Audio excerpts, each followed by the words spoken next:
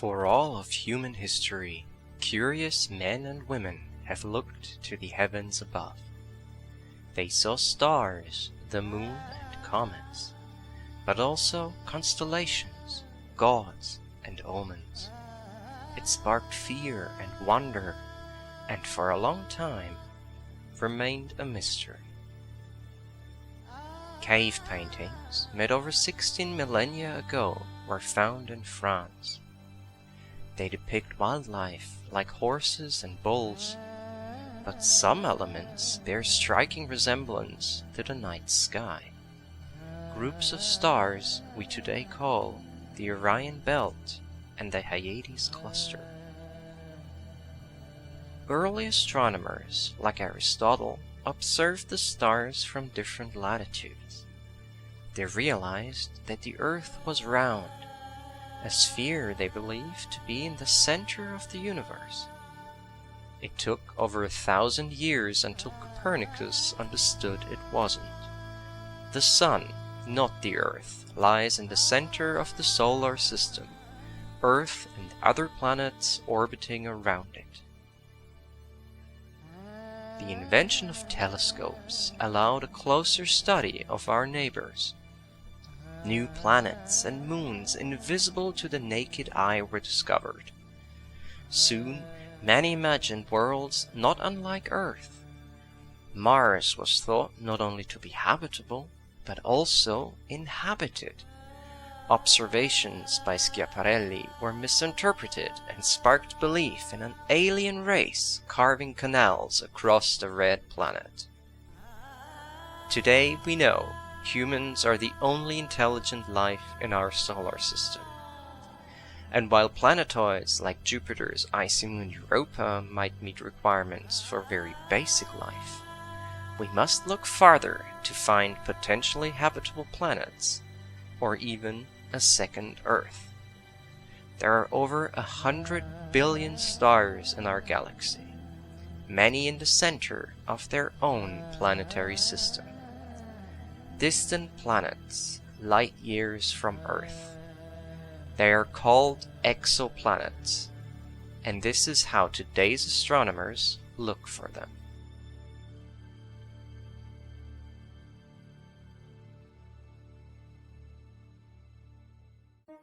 Traditional astronomy is carried out by ground-based telescopes. For over 50 years, the Arecibo telescope in Puerto Rico was the world's largest single-aperture radio telescope. In 1990, astronomer Alexander Voltschan, using the Arecibo telescope, discovered a pulsar. Pulsars are fast-spinning stars that emit beams of electromagnetic radiation along their magnetic poles.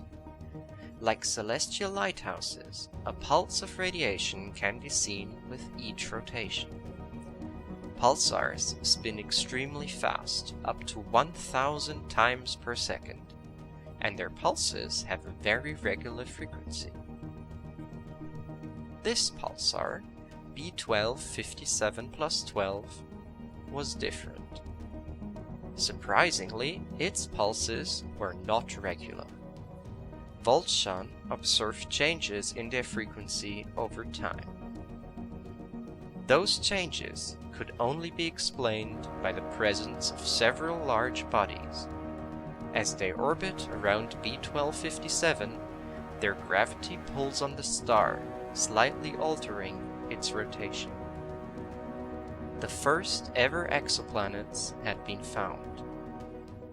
They were named Draugr, Poltergeist, and Phobetor. Voltschan's method, today called the timing method, only works for pulsars, not for regular stars like our Sun. Those so-called main sequence stars are far more numerous throughout the galaxy. Astronomers would soon devise and refine many more detection methods. The search had begun.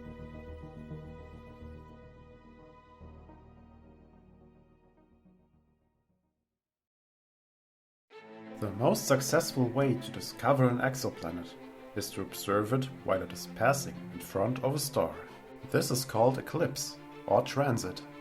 During a transit, the relative luminosity of the star is reduced because the planet blocks a part of the light.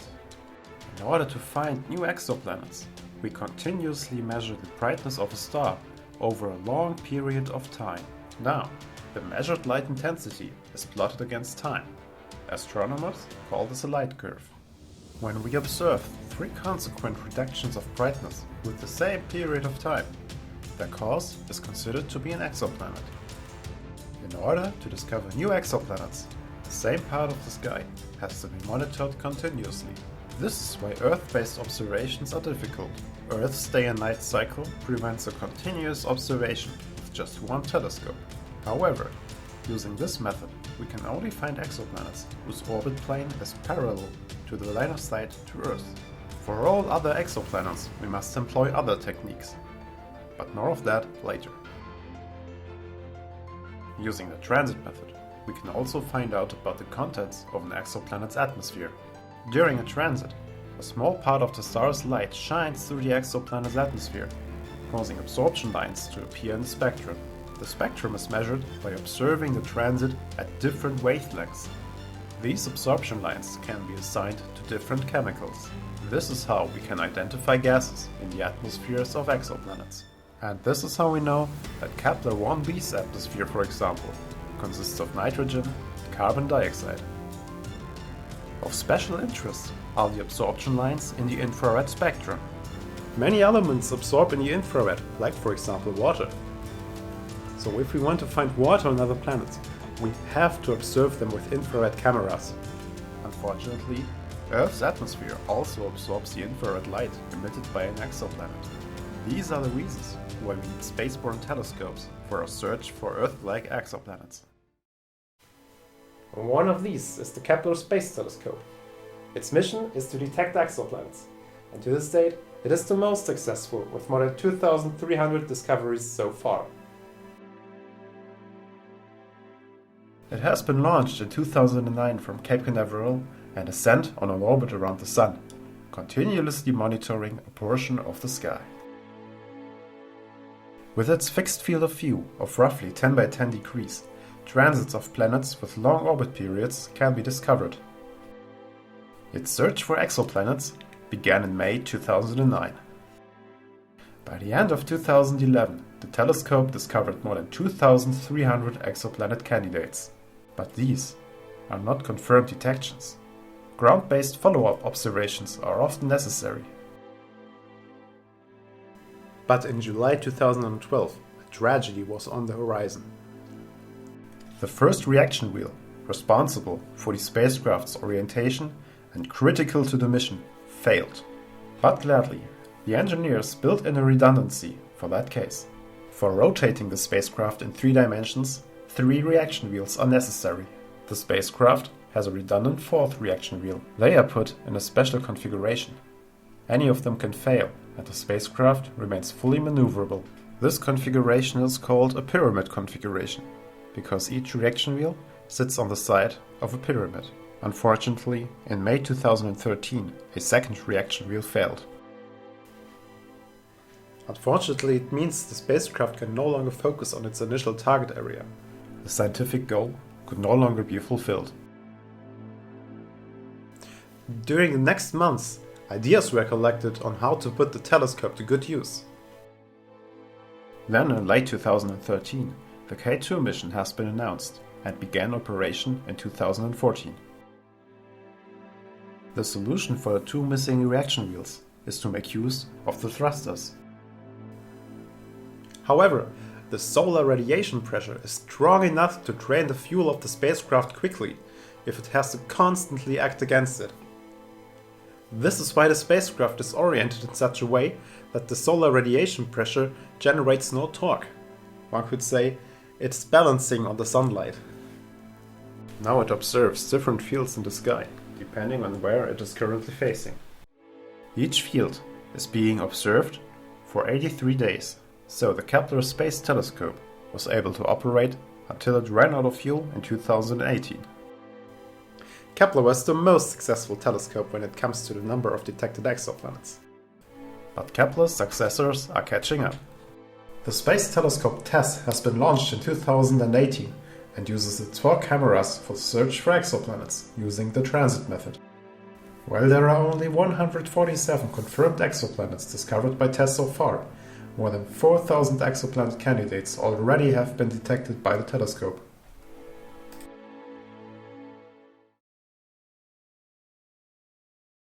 One of the most challenging methods for detecting exoplanets is to directly take images of them. This is extremely difficult because in the visible part of the spectrum, the host star is a lot brighter than the exoplanet. This is why astronomers choose infrared telescopes for direct imaging.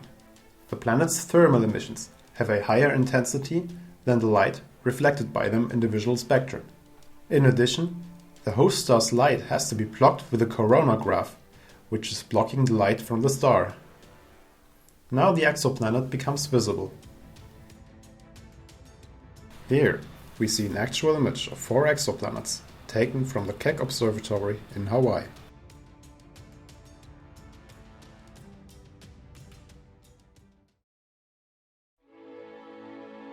Looking at our solar system, we find that it has 8 planets. So the question arises, if other stars could also have more than one planet. And yes, it turns out that there are systems like Kepler-90 or TRAPPIST-1 with multiple planets. Let us take a closer look at the TRAPPIST-1 system, only 40 light years away from Earth, so basically just around the corner. The star TRAPPIST-1 is only slightly larger than Jupiter and only has a surface temperature of 2500 Kelvin, which is not very much for a star. This is why astronomers classify it as an ultra-cool dwarf. But how do we know that the system has so many planets? The light curve will be different for transits of planets with different sizes and different orbits. The transits vary in period, length and intensity. Here we see the transit light curves from all known planets of TRAPPIST-1. These are actual measurements taken by the Spitzer Space Telescope.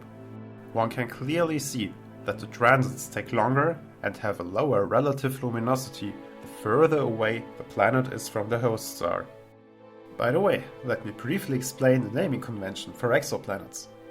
Typically, the host star is named after the discovering telescope, plus a number for categorization. So the TRAPPIST-1 system has been discovered by the TRAPPIST telescope, located at the European Southern Observatory. Then, each planet is assigned a letter. The letters indicate the order of discovery, not the order of the planets in the system. It is just coincidence that both match in the case of TRAPPIST-1. There is also a more sophisticated method of detecting multiple planets in a system. It is called transit timing variation. Using this method, a second planet in the system is not directly observed, but discovered by variations of timing in the first exoplanet transits. The gravitational forces not only act between the planets and the star, the planets also attract each other. In certain constellations, this can speed up or slow down the frequency at which transits occur. A transit might be observed earlier or later than expected. So if we find variations of the transit timings, there must be another planet in the system. By measuring these variations, we can also determine the mass of the second planet. This is how the masses of the planets in the TRAPPIST-1 system have been determined. In 2013, the European Space Agency launched Gaia aboard a Soyuz rocket. The spacecraft's mission is to observe and catalog 1 billion stars of the Milky Way. Gaia was placed at the L2 Lagrange point, where it orbits the Sun alongside Earth. With the help of its sunshield, its view of the stars is uninterrupted by sunlight. Over the course of 1 year, a complete map of the celestial sphere is constructed. The following repeat observations allow a precise measurement of each star's motion through our galaxy. Through this data, astronomers will get insight into the formation of the Milky Way. But the motion of the stars can also reveal exoplanets. This method is called astrometry.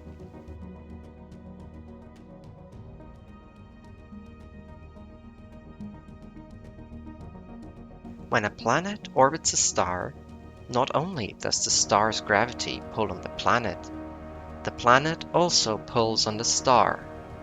The closer and more massive the planet, the greater the effect on its parent.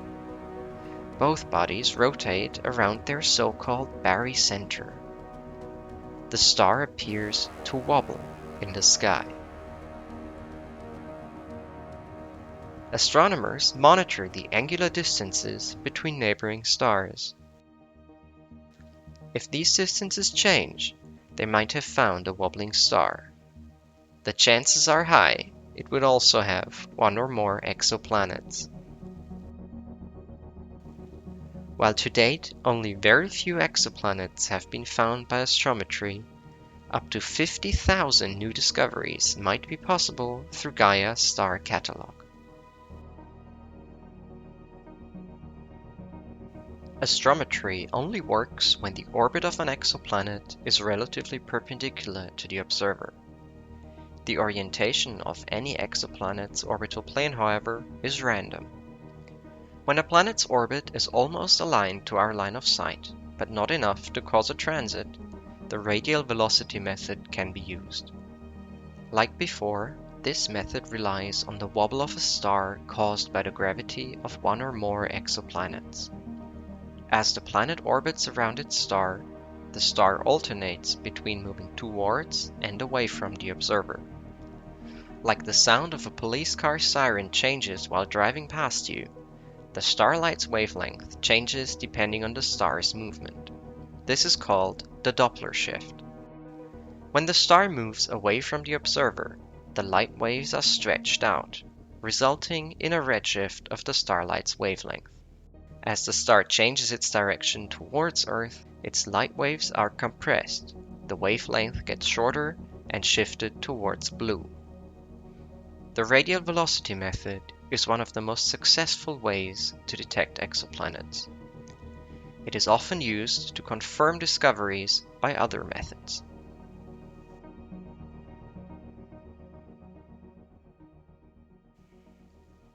Einstein's theory of relativity redefined our understanding of gravity. Massive objects like stars and planets warp the fabric of space. Light is also redirected by these gravity wells. Images from behind the star become distorted. As the lensing star travels in front of other stars, their light gets focused onto the observer and their brightness increases. This is called gravitational microlensing, and it turned out to be yet another tool for astronomers to look for exoplanets. This is what a lensing event looks like. Watch the orange star as the lensing star approaches from the left, as well as its brightness as seen from Earth. As the lens gets closer, a second image of the orange star appears to the left of the lens. The brightness increases until the orange star is right behind the lensing star. At the height of the event, the orange light is bent all around the lensing star. Then the brightness decreases again until the right image of the orange star disappears. What happens if the lensing star has an exoplanet? Now, not only the star itself becomes a lens, the planet also causes a small lensing effect. The brightness increases as before and reaches its maximum when the orange star is right behind the lensing star. Shortly after, however, the exoplanet moves in front of the orange star. A short spike appears in the brightness diagram, revealing the planet's existence.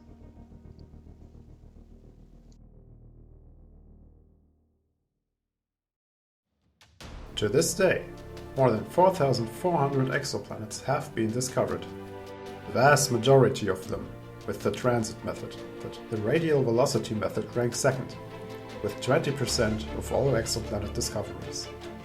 We now know of the existence of other worlds, some even in the habitable zones around their stars. Future missions, like the James Webb Space Telescope, will reveal the existence of even more exoplanets. And although the interstellar distances are far too large to travel there, we might one day detect intelligent life on a planet far away. Another blue planet that might be somewhere out there. This is the reason why we will keep looking.